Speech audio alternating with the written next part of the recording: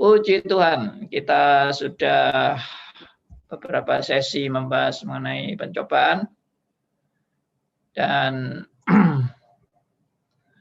hari demi hari kita juga makin dikuatkan dan diteguhkan oleh pernyataan-pernyataan firman Tuhan yang luar biasa, yang selalu mengingatkan kita, menegur kita, mengoreksi hidup kita untuk kita tidak berjalan di jalan kebenaran kita sendiri, tapi hanya berpaut kepada ajaran firman Tuhan saja.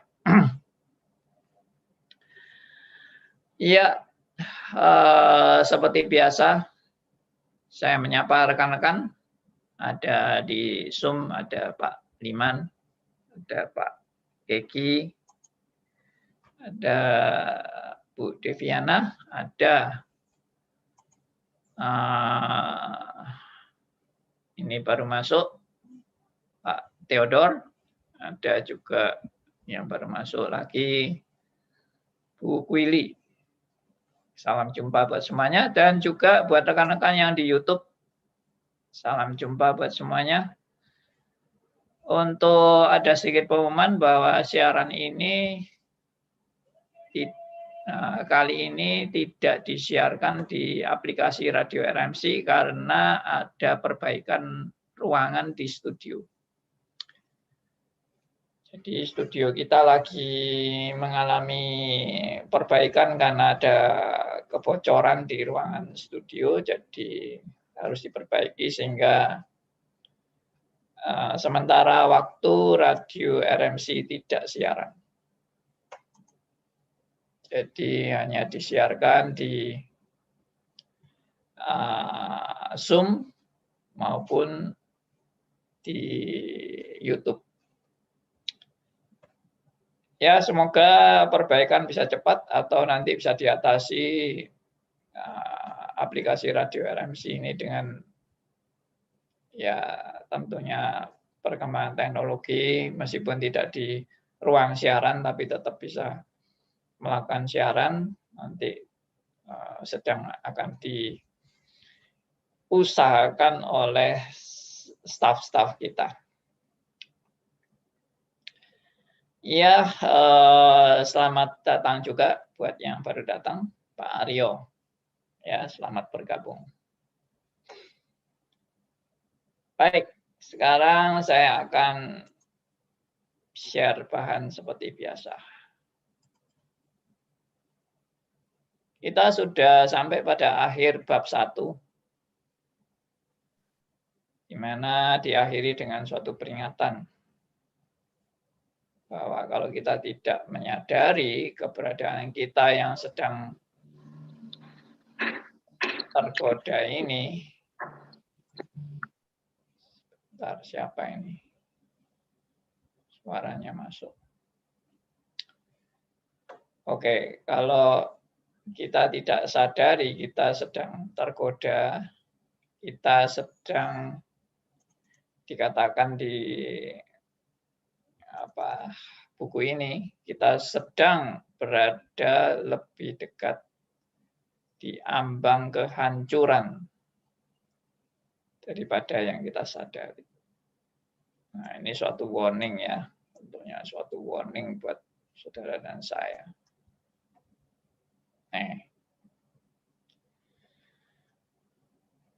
Ya, jadi saya bacakan secara lengkap bagian ini.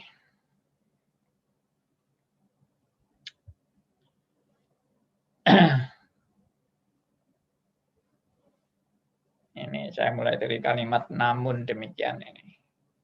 Namun demikian, semua hal ini bisa menjadi wah, sebentar.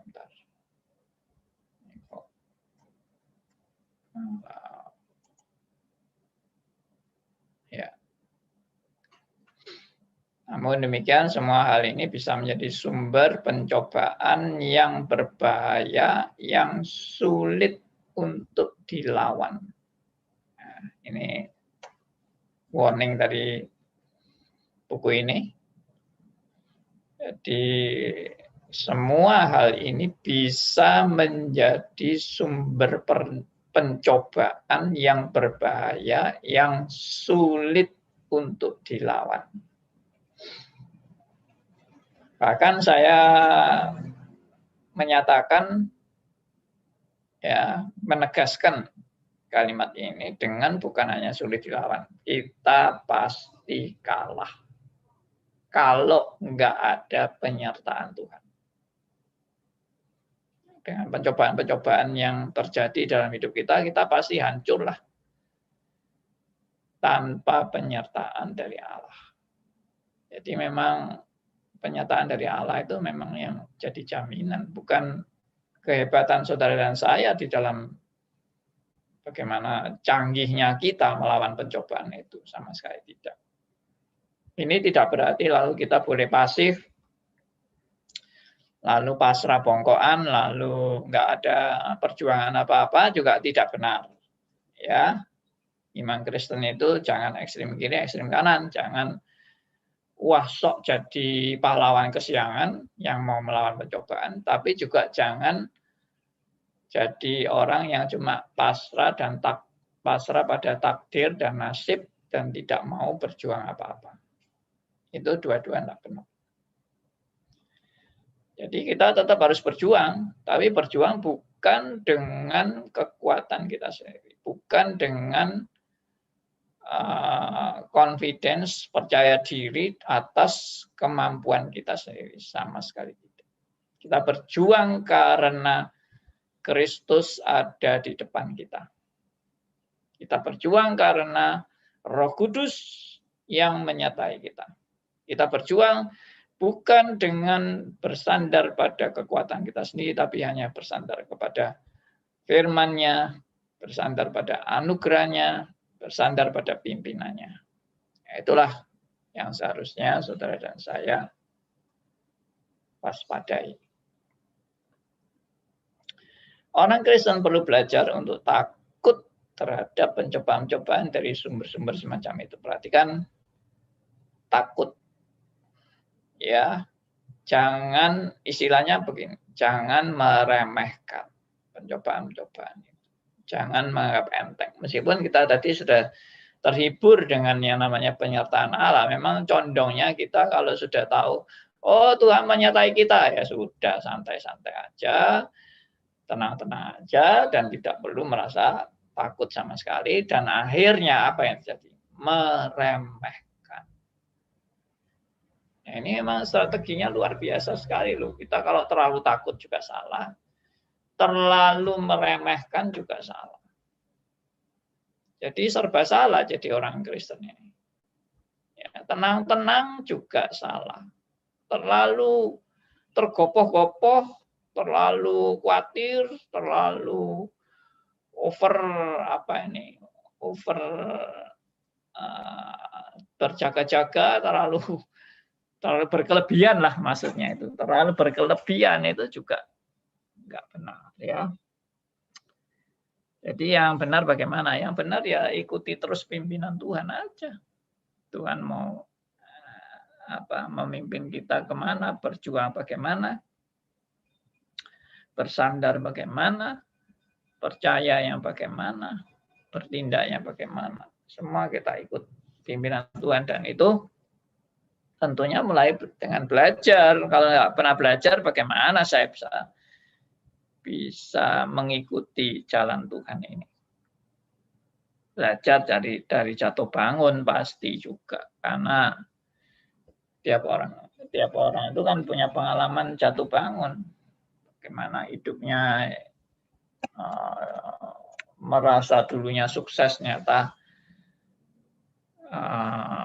jatuh menggelundung, ya. Ya, itu semua adalah pelajaran-pelajaran daripada Tuhan. Ya, takut di sini bukan karena ketakutan yang bagaimana, bukan, tapi takut dalam arti berjaga-jaga. Takut dalam arti serius menghadapi semua ini dengan serius dan bukan dengan bermain-main. Bukan dengan menganggap enteng dan sembarangan, ya. Itu. Lalu mereka perlu merasa takut terhadap pencobaan-pencobaan semacam itu, sama seperti mereka takut terhadap pencobaan-pencobaan yang menyebabkan mereka berdosa secara terang-terangan. Jadi meskipun tidak dosa terang-terangan, kita juga harus waspada. Meskipun ada dosa yang kelihatannya baik-baik, tapi kita tidak sadari itu, wah itu yang paling berbahaya dan kita harus lebih waspada lagi. Nah, jadi maksudnya penulis di sini jika kita gagal dalam arti waspada itu, dan kita mungkin tenang-tenang aja atau kita menganggap remeh, maka berarti kita sedang berada lebih dekat di ambang kehancuran daripada yang kita sadari, yang yaitu tadi dianggap remeh itu. Hati-hati ya, jangan menganggap remeh dan jangan sok merasa kuat menghadapi semua ini. Jangan sok jadi pahlawan kesiangan juga. Dan jangan juga dikuasai kekhawatiran yang berkelebihan sampai Anda tidak punya iman untuk menghadapi semua itu bersama dengan Tuhan. Artinya belum perang sudah kalah duluan gitu loh. Ya, sudah gemeter-gemeter dulu saking takutnya, dan kita lupa ada penyertaan dan ada jaminan yang daripada Tuhan. Oke, kita harus bersyukur sekali untuk kebenaran-kebenaran ini, bahwa orang Kristen memang tidak pernah ditinggalkan sebagai yatim piatu. Ya, Tuhan selalu menyertai dan memberi kita kekuatan, Immanuel. Oke, kita sampai kepada bab yang kedua dari buku ini, yaitu pencobaan mengatasinya dengan hati-hati. Mengatasinya dengan hati-hati. Ya, ini kan tadi sudah diperingatkan supaya hati-hati, supaya juga punya rasa takut. Ya, kembali ke bab pertama dari buku ini, saya kembali ke halaman yang paling atas.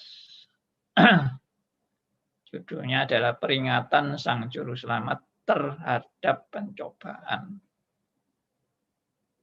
Ya, peringatan Sang Juru Selamat terhadap pencobaan. Lalu, ya ini kan macam-macam jenis pencobaan yang Allah gunakan, jenis pencobaan baik yang Allah gunakan, kemudian tujuan Allah mengirim ujian, ya Allah memiliki banyak cara untuk menguji umatnya, ya, dan ini jenis pencobaan jahat yang iblis gunakan. Jadi ada yang dari Tuhan, ada yang dari iblis, tapi ternyata semuanya itu juga dalam kontrol Tuhan.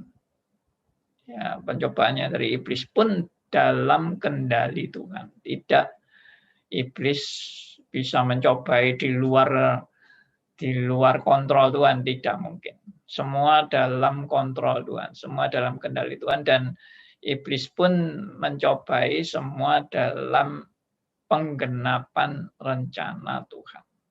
Di dalam pencobaan iblis. Oke? Lalu di bab pertama ini ada pelajaran pertama, setiap orang Kristen harus terus-menerus berjaga-jaga atau waspada terhadap pencobaan. Ya, ini sudah berulang-ulang kita diingatkan untuk berjaga-jaga dan waspada. Istilahnya jangan santai dan jangan menganggap remeh. Ya. Oke, sekarang bab 2, mengatasinya dengan hati-hati. Jadi ya spiritnya sama lah ini. Semua untuk berjaga-jaga, semua waspada. Dan sekarang mengatasinya dengan hati-hati. Pelajaran kedua dari bab 2 ini, Jatuh ke dalam pencobaan berarti mengalami pencobaan yang paling kuat dan berbahaya. Nah, ini juga suatu warning dari penulis buku ini. Ya, menyimpulkan kebenaran firman Tuhan yang dipelajari, ya, jatuh ke dalam pencobaan. Yang dimaksud jatuh ini masuk ke dalam pencobaan, ya, bukan kita terus jatuh tergeletak ke dalam pencobaan, bukan. Nah, maksudnya jatuh ke dalam pencobaan itu kita dibawa ke dalam pencobaan. Ya, jatuh ke dalam cobaan berarti mengalami pencobaan yang paling kuat dan berbahaya. Ya, mengalami pencobaan yang paling kuat dan berbahaya. Nah, ini kalimat ini memberikan warning kepada Anda dan saya bahwa pencobaan yang di mana Tuhan mengizinkan itu terjadi dalam hidup kita itu bukan pencobaan-pencobaan remeh dan bukan pencobaan-pencobaan yang ya yang sepele gitu loh, sepele dan remeh, tidak ada artinya, enggak, pasti tidak. Ya, kita dibawa ke dalam pencobaan yang dikatakan pencobaan yang paling kuat dan berbahaya tentunya untuk porsi kita masing-masing. Ya, yang paling bagaimana pencobaan paling kuat untuk saya dan bagaimana pencobaan paling kuat untuk Anda itu berbeda-beda. Semua orang menghadapi pencobaan yang levelnya berbeda-beda sesuai dengan kapasitas kita. Dan itu yang paling kuat bagi kita. Paling berbahaya juga bagi kita. Nah, kenapa ya kok Tuhan itu suka memberi pencobaan-pencobaan yang paling kuat dan berbahaya ini, kok enggak yang ringan-ringan aja. Ya namanya Tuhan itu mau melatih kita, namanya Tuhan mau menggembleng kita. Ya enggak ada namanya pencobaan itu biasa-biasa itu ya. Bukan pencobaan namanya, atau enteng-enteng aja. Ya itu bukan pencobaan, itu ya biasa-biasa aja. Iya kan? Ya misalnya saudara ikut ujian. Ya, saudara-saudara yang sudah dewasa ini loh ikut ujian. Apa bahan ujiannya? Bahan ujiannya adalah matematik. Soalnya bagaimana? Soalnya adalah 2 ditambah 2 sama dengan berapa, saudara-saudara? Ya kalau isi ujiannya 2 tambah 2 itu berapa? Itu namanya bukan ujian ya toh. Itu mainan itu namanya, permainan. Kalau namanya ujian yang beneran, ya tentunya tidak pertanyaannya 2 tambah 2 sama dengan berapa ya.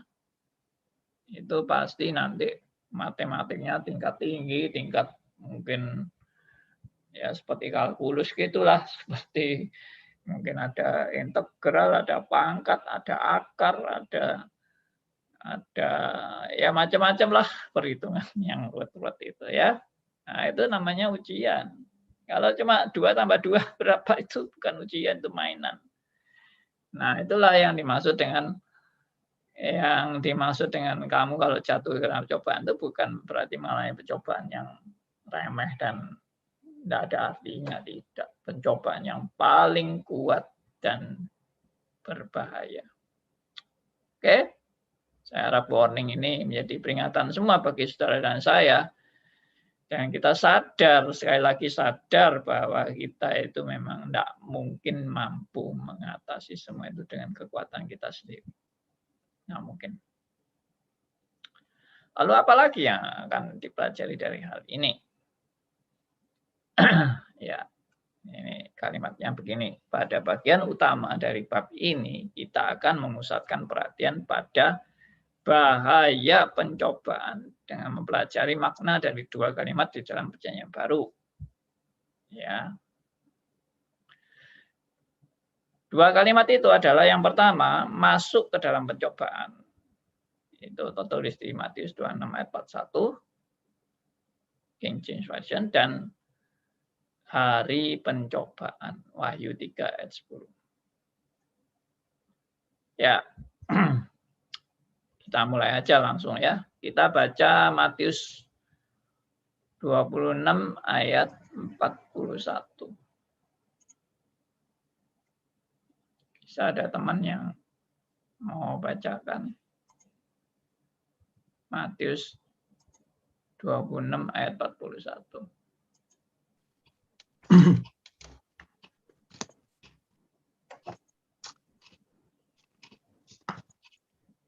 Saya Pak Andi. Ya, silakan Pak Johan. Berjaga-jagalah dan berdoalah supaya kamu jangan jatuh ke dalam pencobaan. Roh memang penurut, tetapi daging lemah. Oke. Nah, ini. Bentar.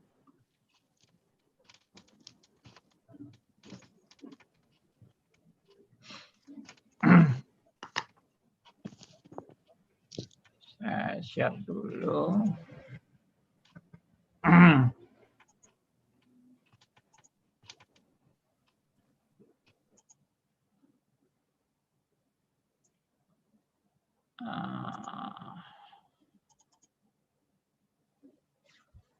Ya. Nah, ini maksud jatuh ke dalam pencobaan ini memang berbeda dengan apa yang tadi saya jelaskan di sini. Ya, dari kata-kata Tuhan Yesus nih, berjaga-jagalah dan berdoalah supaya kamu jangan jatuh ke dalam pencobaan. Roh memang penurut, tetapi daging lemah. Nah, kata jatuh ke dalam cobaan ini benar-benar jatuh ini. Maksudnya, kalau kita tidak berjaga-jaga dan tidak berdoa, kita bisa jatuh ke dalam pencobaan. Artinya ya kita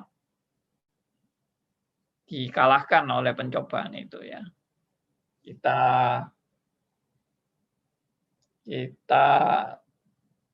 terjebak oleh pencobaan itu dan kita jatuh, ya, mengalami kejatuhan di dalam pencobaan itu. Nah, itu maksudnya ini memang. Nah, ini beda dengan Yakobus pasal 1 ya, yang pernah saya juga sharekan. Coba saya mau bagikan Yakobus. Ini juga jatuh kan. Ayat berapa itu? Salah ayat 4.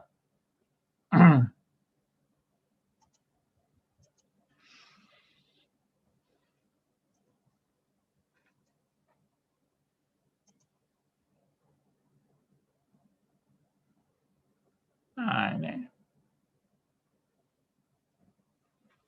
Nah, ayat 2 ya. Yakobus 1 ayat 2.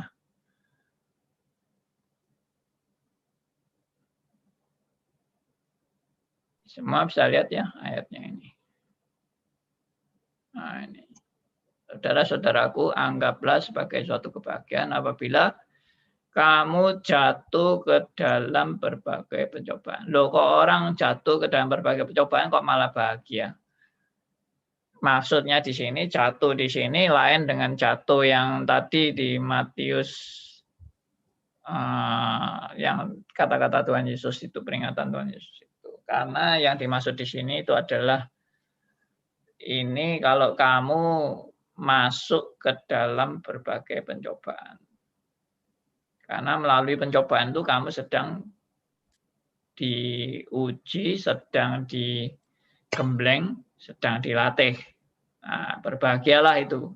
Jadi yang dimaksud jatuh di sini bukan jatuh benar-benar jatuh terjerembab begitu, bukan ya, tapi jatuh di sini maksudnya adalah kamu masuk ke dalam berbagai pencobaan. Ya tentunya tidak mungkin orang kalau betul-betul jatuh terjerembab itu terus bahagia, itu kan ya tidak benar, bukan itu tentunya maksudnya. Oke, saya kembali ke tadi Matius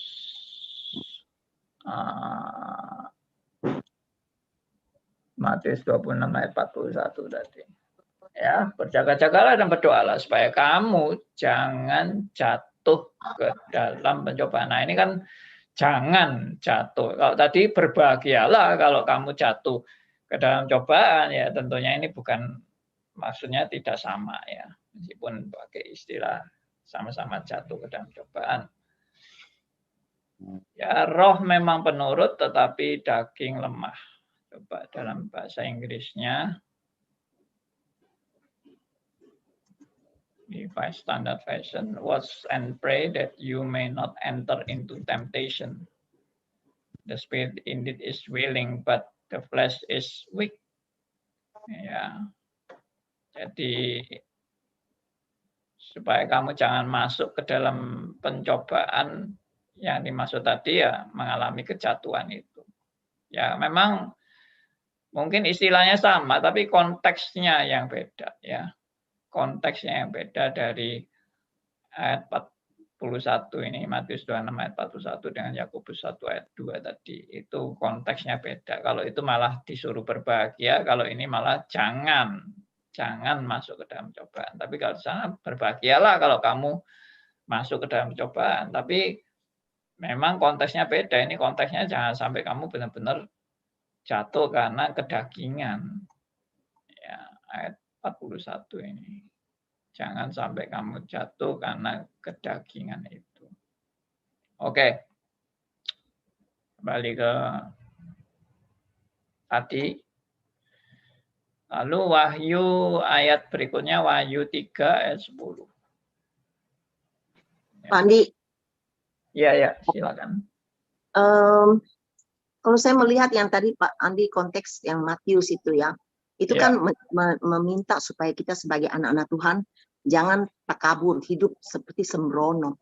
Iya, betul. Tapi tak kalah Tuhan juga memimpin kita kepada pencobaan, berarti kita juga tidak bisa bersungut-sungut. Kenapa? Karena Tuhan punya rencana bahwa melalui pencobaan ini kita juga ada sesuatu yang kita bisa belajar. Jadi itu konteksnya yang tadi Pak Andi bilang berbeda. Apakah begitukah? Gitu. Iya, benar. Jadi yang pertama Matius tadi itu konteksnya adalah juga jangan sampai kita sembrono. Ya, jangan kita sampai meremehkan juga meremehkan godaan kedagingan kita. Ya, jangan sampai meremehkan. Tapi juga seandainya kita mengalami kejatuhan, itu pun juga dalam perkenan Tuhan. Jadi ini antara tanggung jawab dan antara pimpinan dan kehendak Tuhan dalam hidup kita. Jadi kalau tanggung jawab kita ya memang kita harus berjaga-jaga dan berdoa.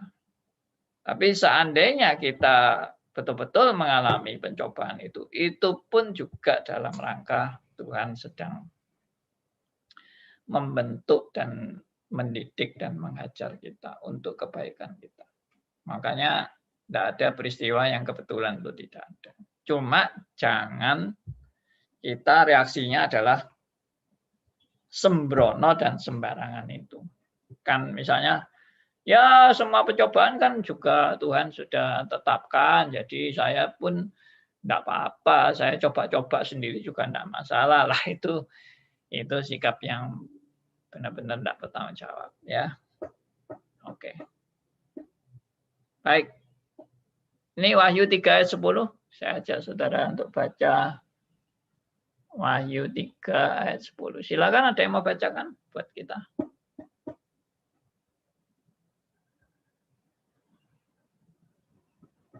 Siapa aja boleh baca. Wahyu 3 ayat 10.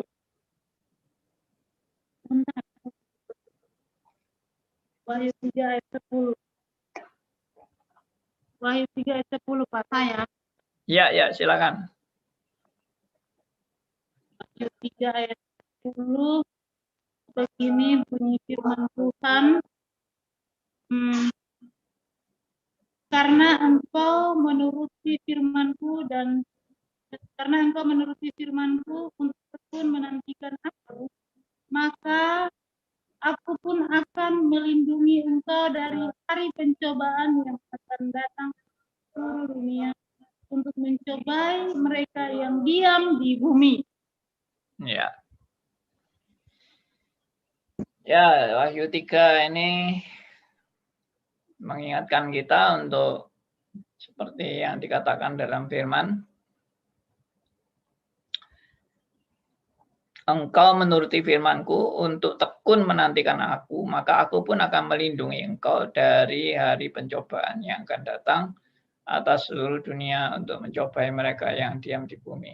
Ini menunjukkan apa? Menunjukkan jaminan dan pemeliharaan Tuhan kepada setiap anak-anak Tuhan.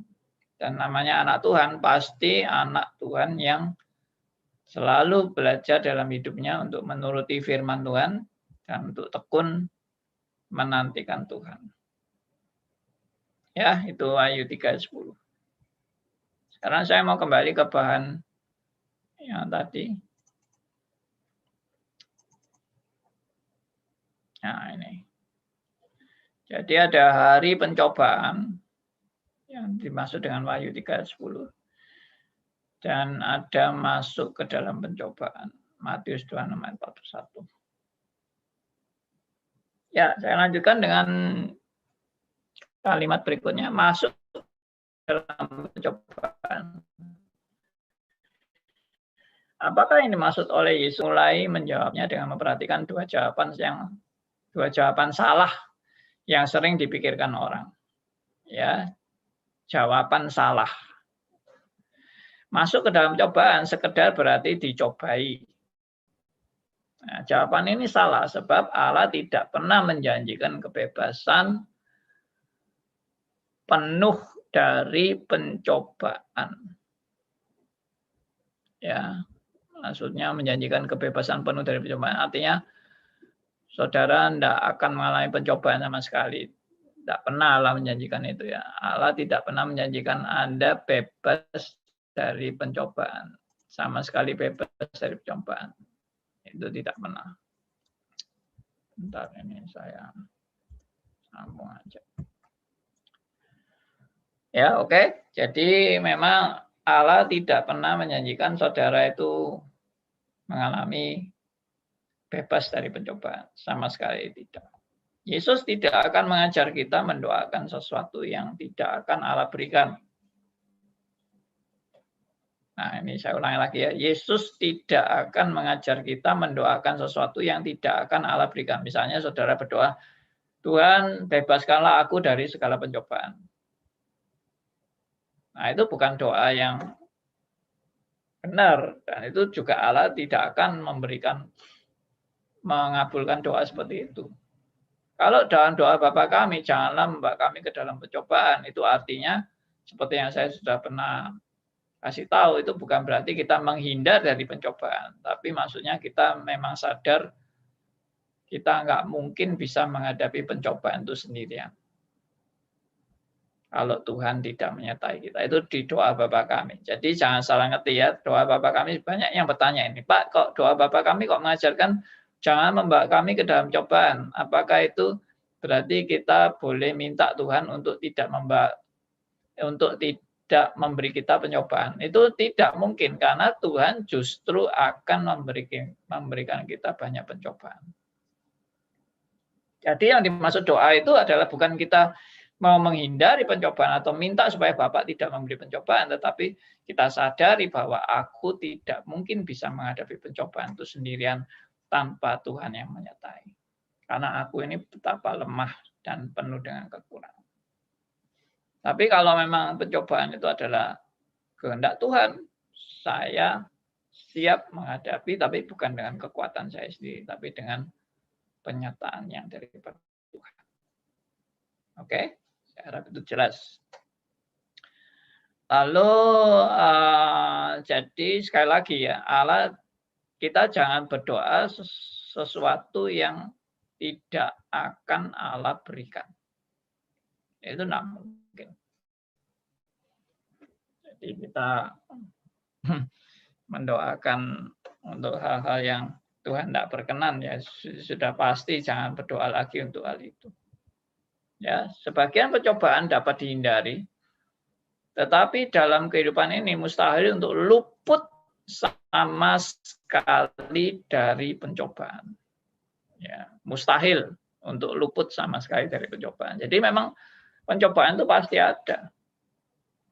Saudara kalau berdoa, Tuhan berikan aku jalan hidup yang mulus, yang enak, yang nyaman, yang senang, yang tanpa pencobaan, tanpa kesusahan, tanpa kesulitan, tanpa masalah, tanpa problema, ya, tanpa musibah, tanpa sakit penyakit, tanpa kesusahan, penderitaan, bahkan tanpa kematian, itu tidak mungkin. Ya, itu hanya mimpi aja. Justru Tuhan itu menuntun hidup Anda dan saya dengan membawa dan membimbing Anda masuk ke dalam berbagai pencobaan. Masuk ke dalam berbagai pencobaan adalah suatu pengalaman yang lebih berbahaya ketimbang pencobaan belaka. Nah, jadi memang Tuhan itu membawa kita ke dalam satu pencobaan yang berbahaya. Itu tadi saya bilang, ujian kalau cuma isinya materinya 2 tambah 2 sama dengan berapa, itu namanya bukan ujian, itu namanya mainan. Tapi kalau namanya benar-benar ujian, itu pasti berat dan pasti tidak mudah untuk kita jalani. Dan kita pasti, bukan hanya tidak mudah, pasti tidak mampu menjalani tanpa pertolongan dan bimbingan daripada Tuhan. Oke. Bagian B.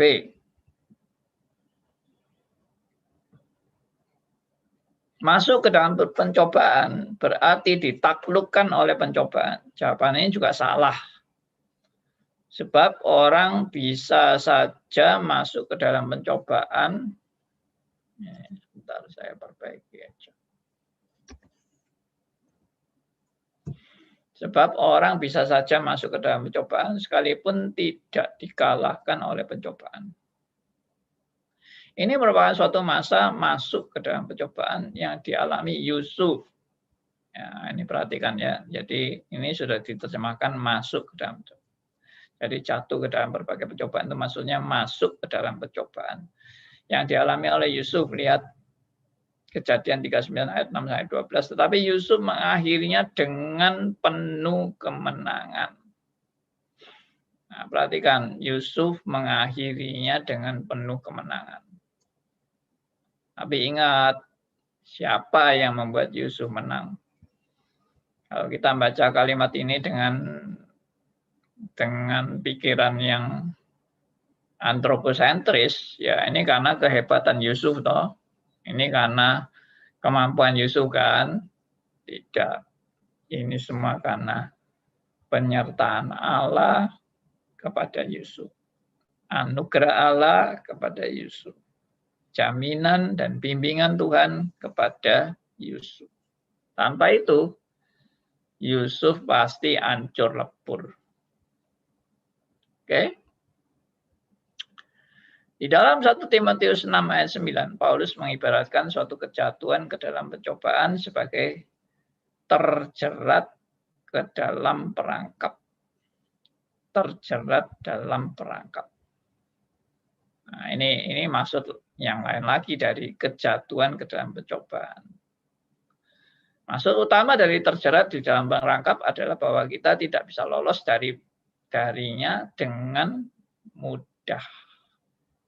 Ya, tidak bisa lolos dengan mudah. Coba kita baca 1 Timotius 6 ayat 9.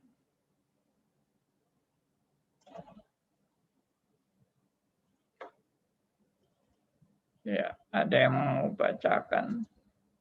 Silakan. 1 Timotius 9. Begini firman Tuhan. Tetapi mereka yang ke dalam jerat dan ke dalam berbagai yang menenggelamkan manusia dalam keruntuhan dan kebinasaan. Iya. Agak terus putus Bu Dor, tapi nggak apa-apa, bisa ditangkap. Tetapi mereka yang ingin kaya terjatuh ke dalam pencobaan. Nah, ini ada istilah jatuh ke dalam pencobaan lagi. Ini betul-betul jatuh, betul-betul terikat dan terjebak ke dalam pencobaan. Ya, mereka yang ingin kaya, maksudnya ingin kaya itu, ya semua orang kan ingin kaya, tapi terobsesi dan diperhamba oleh keinginan kaya itu, sehingga dia jatuh ke dalam pencobaan dan ke dalam jerat dan ke dalam berbagai nafsu yang hampa dan yang mencelakakan, yang menenggelamkan manusia ke dalam keruntuhan dan kebinasaan. Luar biasa sekali. Ya, orang ingin kaya itu memang benar-benar jebakan yang luar biasa. Nah, itu yang dimaksud tadi di kalimat ini. 1 Timotius 6 ayat 9. Paulus mengibaratkan suatu kejatuhan ke dalam pencobaan sebagai terjerat dalam perangkap. Ya, sebagai terjerat dalam perangkap. Ya, maksud utama dari terjerat dalam perangkap adalah bahwa kita tidak bisa lolos daripadanya dengan mudah. Ya, tidak bisa lolos dengan mudah. Dalam 1 Korintus 10 ayat 13, ini ayat yang sudah terkenal, bahwa pencobaan-pencobaan yang kamu alami adalah pencobaan-pencobaan biasa dan tidak melebihi kekuatan manusia. Paulus menggunakan ungkapan tidak ada pencobaan yang memerangkap kamu. Ya, tidak ada pencobaan yang memerangkap kamu. Tidak, dalam terjemahan LAI, tidak melebihi kekuatan manusia. Jadi tidak melebihi kekuatan manusia ini dalam ungkapan yang lain, terjemahan lain adalah tidak memerangkap kamu. Ungkapan ini dimaksudkan untuk menggambarkan kekuatan pencobaan dan sulitnya, ya, sulitnya meloloskan diri darinya. Ya, 2 Petrus 2 ayat 9, Petrus menyoroti kekuatan pencobaan-pencobaan tertentu. Kita bisa lolos dari pencobaan seperti itu hanya dengan pertolongan kuasa Allah yang tertinggi. Nah, ini yang saya pernah bilang kan. Arah daripada buku ini pasti akhirnya adalah kesimpulannya apa? Pertolongan kuasa Allah yang tertinggi. Ini yang jadi poin utama. Oke, saya berhenti sampai di sini. Kalau ada yang mau bertanya, kurang 13 menit. Silakan. Ya. Pak Andi. Ya, baik Pak Keki. Ya, Pak Andi, seperti saya ini pencobaan apa enggak ya? Saya kan baru ada masalah. Saya kan bagian di RW 5 ini, saya kan pegang 97 warga. Saya kan bendaharanya dan juga nagih. Nah, saya nagih itu, RW dulu itu tidak ada pembukuannya, pegang 23 tahun.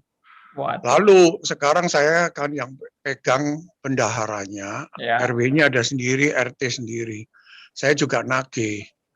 Lalu RW yang dulu itu ngambil uang ke-4 kali ketangkep.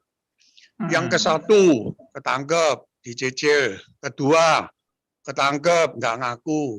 Ketiga ketangkep, bayar 1 tahun, dicicil, lunas. Nah, ke-4 lagi, lalu RW yang lalu itu marah dengan saya. Katanya saya kan lapor ke RT RW, ya toh, marah, saya diancam. Katanya menjelekkan namanya dia, kenapa kok nggak langsung dia? Saya langsung dia marah dengan saya. Lalu saya harus lapor ke RT RW bahwa dia ada ambil uang. Lalu saya diancam, dia melalui SMS diancam, saya akan dimasukkan penjara 6 tahun dan juga denda 1 M. Lalu perkataan dia itu ngancam saya semuanya itu, saya fotokopi semuanya dengan rapi, saya laporkan RT RW, saya minta stempel, saya mau ke kelurahan. Kalau dia nyerang lagi, saya mau ke kepolisian. Lalu ya masih kasihan, Jadi yang ganjel, nah ini satu pencobaan apa enggak? Namanya pencobaan loh. Iya, ya pencobaan, Pak. Semua yang kita pencobaan. alami pencobaan. Ya, secara manusia memang saya bisa takut karena RW yang lama ini kalau berkelahi sama RW yang lain itu bawa berang. Oh, Jadi saya juga takut kalau ada atas ada apa-apa saya harus lari lapor polisi. Saya sudah meeting sama polisi kelurahan kumpul semuanya, jadi siap-siap juga. Begitu loh. Jadi dia ngancam saya. Begini ini ya, satu kita pencobaan. doakan supaya Pak Kegi menghadapi semua ini dengan tetap bersandar pada Tuhan ya. Iya. Ya. Nah, jadi ini satu pencobaan ya. Iya, pasti. Tuhan Pak. menguji toh. Ya. Tuhan kan menguji saya. Betul. Pencobaan kan dari setan. Betul. Tuhan menguji saya sampai di mana saya tetap Iya. Iya. Betul, Pak. Oke, gitu aja Pak Adi Halim. Ya, Pak. Pak Andi. Ya. Theodor. Ya, Pak Andi. Pak, begini Pak, ada pertanyaan elementer, Pak, pertanyaan basic.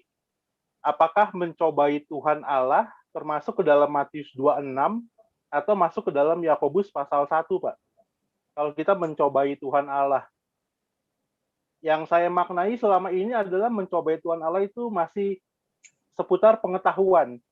Misalkan kita tahu daerah tertentu itu pergaulannya kacau. Ya kita nggak boleh sengaja masuk ke situ. Tapi bagaimana Pak kalau kita diutus Tuhan memberitakan Injil di situ, Pak? Mungkin itu Pak problemnya Pak ya. Makasih ya.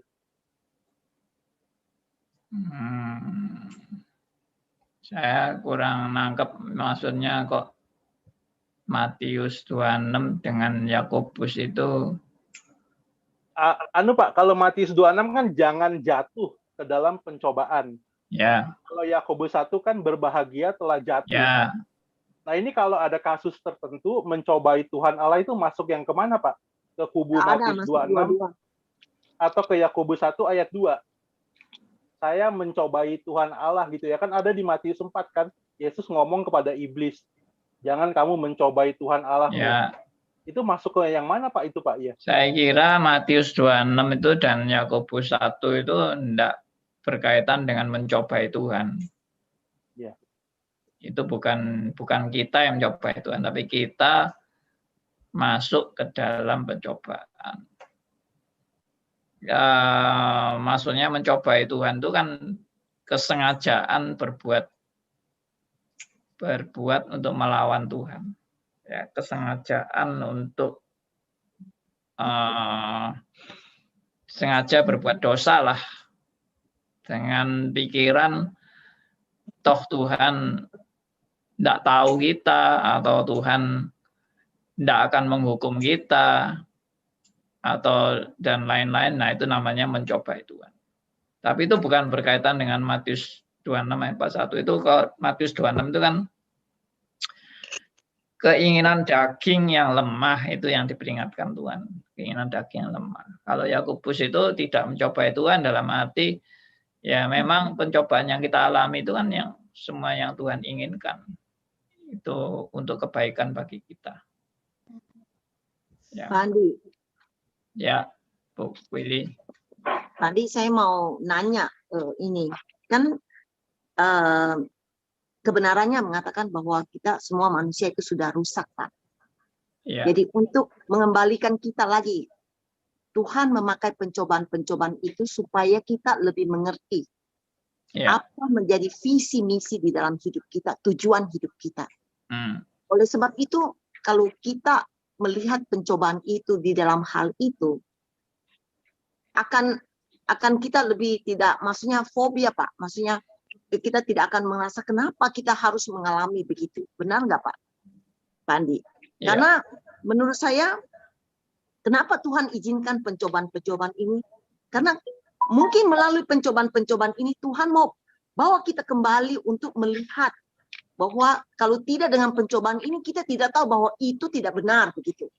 Ya. Jadi tujuan-tujuan kita yang sudah terdistorsi, maksudnya tujuan motivasi hidup kita yang sudah didistorsi oleh dosa, Tuhan pakai pencobaan itu untuk mengembalikan kita kembali kepada apa yang benar gitu. Ya.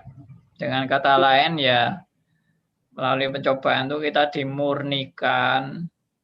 Ya, seperti yang jadi proses sanctification itu melalui demikian, Pak. Ya, seperti emas yang makin dimurnikan itu. Nah, itu pencobaan untuk kita digembleng, dilatih, ya, dan supaya tadi saya pakai ilustrasi naik kelas itu. Supaya Tuhan memang ingin kita supaya naik kelas. Jadi artinya kita sebagai anak-anak Tuhan di sini, Pak, harus belajar juga mempunyai presuposisi di dalam hidup kita sehingga kita juga bisa tidak maksudnya salah kaprah begitu, Pak. Betul. Salah kaprah dan juga menjadi tidak terbantukan begitu dalam menjalani kehidupan kita gitu, Pak. Ya. Itu dari saya. Ya, maksudnya supaya jangan salah meresponi pencobaan itulah. Iya, betul, Misalnya Pak. kita kecewa sama Tuhan atau kita marah-marah sama Tuhan gitu. Mengasihani diri juga ataupun yang lain-lain, Pak, sehingga kita tidak membawa kemuliaan bagi Tuhan, padahal tujuan kita diciptakan itu yaitu kita memuliakan Tuhan dan menikmatinya. Tapi kalau kita tidak punya presuposisi yang benar, maka ini tidak akan tercapai untuk memuliakan Tuhan dan menikmatinya, Pak. Benarkah? Ya, betul. Ya, oke. Terima kasih, Bu Willy. Mau tanya, Pak. Ya, Pak Aryo. Tuhan membawa kita dalam percobaan kita tahu untuk mendidik kita. Hasil dari percobaan itu tidak penting, kalah apa menang, ya agak-agak kalah sih, agak-agak jatuh sih, gagal. Tetapi tetap nilai pendidikannya tetap ada di situ.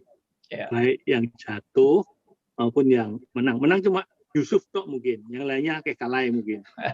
Jadi, terus itu dikaitkan dengan ringan, yang kupikul ringan. Itu bagaimana Pak kaitannya dalam itu kurang jelas. Ya, oke. Karena merasanya pasti berat sekali. Ya, ya berat sekali. Ya, oke. Jadi memang di dalam firman Tuhan itu banyak hal-hal yang paradoks ya. Jadi di satu sisi memang ini berjaga-jaga, hati-hati, dan pencobaan itu berat, tidak ada yang ringan. Tapi di satu sisi Tuhan juga mengatakan pikulah kuk yang kupasang karena bebanku itu enak dan ringan. Ya, ini kebenaran ini harus kita lihat dalam perspektif yang tepat. Ya, kenapa dikatakan ringan, bebanku ringan dan enak? Karena di dalam memikul beban itu kita bersama dengan Tuhan. Kita tidak pernah sendirian. Nah, itu penekanan daripada kuk yang kupasang. Kuk itu ada yang menggambarkan kuk itu kan seperti itu bebannya yang dipasang di sapi yang menarik suatu kereta.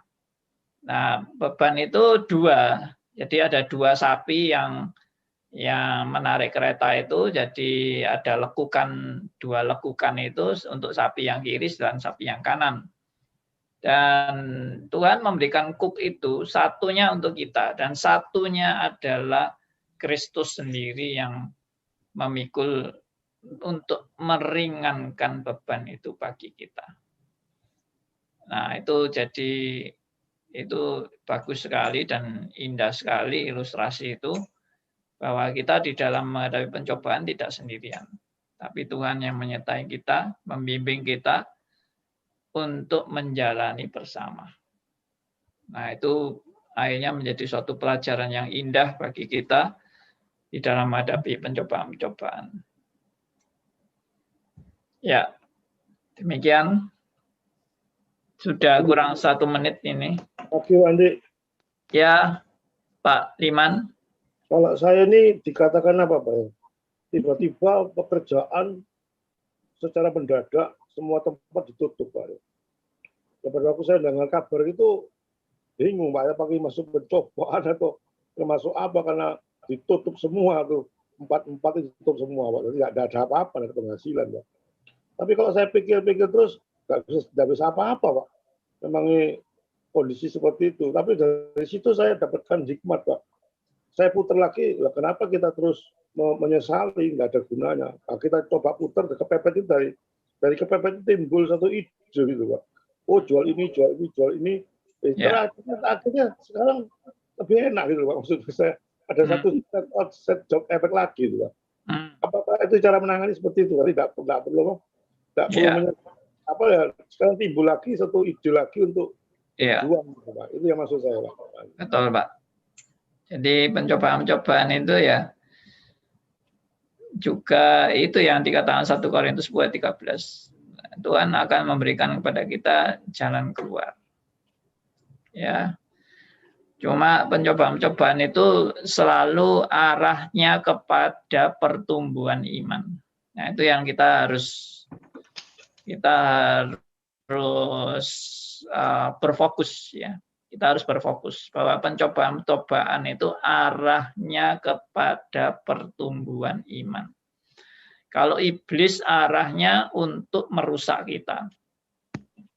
Tapi kalau Tuhan itu arahnya pada pertumbuhan iman. Jadi entah kita mengalami sukses, entah kita mengalami gagal, entah kita mengalami musibah, entah kita mengalami keberhasilan dan sebagainya. Semua adalah arahnya kepada pertumbuhan iman.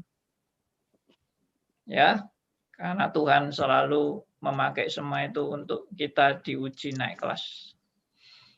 Pak Johan kelihatannya tadi mau bicara, Pak Johan. Udah, Pak Andi, saya cuma mau dengar sharing Pak Keki. Saya pikir sharing seperti itu atau masalah problem kayak Pak Keki mungkin sama, kita punya hal-hal yang kadang datang bikin kita bingung ya, dong. Saya juga. Cuman saya mau sharing kasih ayat menguatkan. Saya baru dapat ini ayat yang luar biasa sering kita pakai. Mazmur 37 ayat 5, Pak Keki. Serahkanlah hidupmu kepada Tuhan. Lalu percayalah kepadanya dan percayalah kepadanya dan ia akan bertindak. Itu aja Pak Keki mungkin menjadi kekuatan buat Pak Keki dan kita semua bahwa ada Tuhan yang menyertai kita waktu kita menyerahkan. Ya, terima kasih Pak Johan. Iya Pak Andi. Ya, Pak Keki sudah menanggapi. Oke, kita sudah sampai jam 10 lebih 2 menit ini. Jadi, ada lagi Pak. Ya, gimana Pak? Tadi pagi saya baca di WA itu ada bilang bahwa percobaan, ini percobaan Pak, percobaan yang berat luar biasa, yang diuji itu adalah pohon Pak.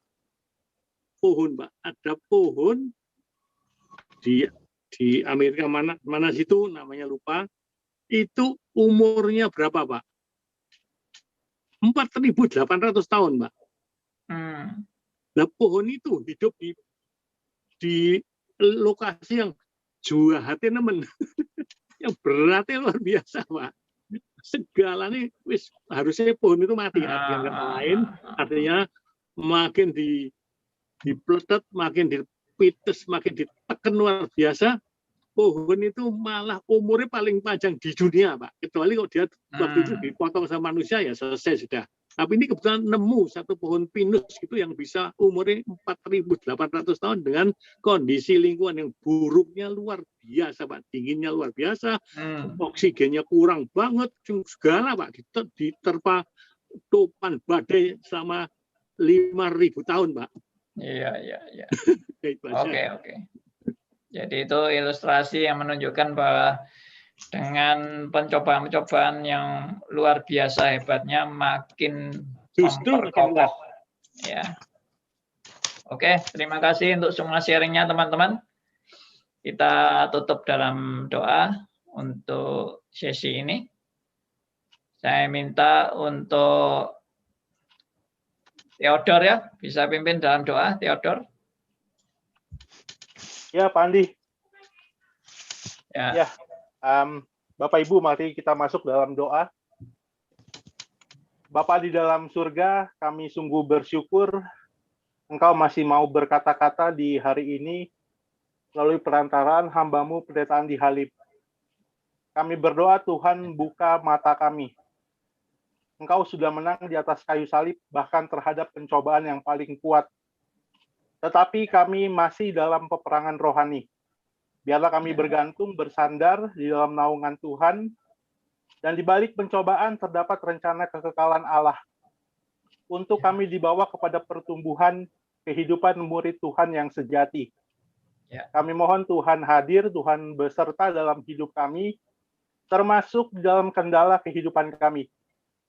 Termasuk juga di dalam penanganan masalah-masalah tertentu. Tuhan berikan marifat, Tuhan berikan tangan yang lincah, Tuhan berikan kepekaan, hati yang mau melayani yang luas, bahkan pertumbuhan secara komunal. Ya. Kami serahkan waktu di depan ini, demi Kristus kami berdoa, kami bersyukur. Amin. Amin. Oke, terima kasih, saudara.